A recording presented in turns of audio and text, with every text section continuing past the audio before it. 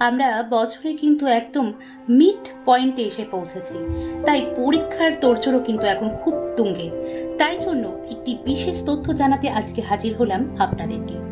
অর্থাৎ আমাদের প্রিয় সেন্টার হোল্ডারদের ক্ষেত্রে একটি গুরুত্বপূর্ণ তথ্য আপনাদের জানিয়ে রাখি। আপনারা যখন অ্যাডমিট পার্সেল হাতে পাচ্ছেন, তার ভেতরে একটি রেজাল্ট সিট পাবেন। আর সেই রেজাল্ট সিটটি অর্থাৎ যেখানে এক্সামিনার আপনার স্টুডেন্টদের নাম্বার লিখবেন, সেখানে আপনার প্রত্যেকটি স্টুডেন্টের নাম আছে কিনা পুঙ্খানুপুঙ্খভাবে আপনি চেক করে নিন। পরীক্ষার দিন যদি কোনো এক্সট্রা ফর্ম হয়, তবে সেই স্টুডেন্টের নাম রেজাল্ট সিটে আপনি এন্ট্রি করেই আমাদেরকে পাঠাবেন। আর যদি পরবর্তীতে সেই স্টুডেন্টের নাম আপনি লিখে না পাঠান এবং রেজাল্ট সিট যদি আপনার কাছে না পৌঁছায়, সেই ক্ষেত্রে কিন্তু বোর্ড কর্তৃপক্ষ কোনোভাবে দায়ভার নেবে না। পরীক্ষার সেন্টারটি আপনার, স্টুডেন্ট আপনার, দায়ভারও কিন্তু কিছুটা হলেও আপনারই থাকে।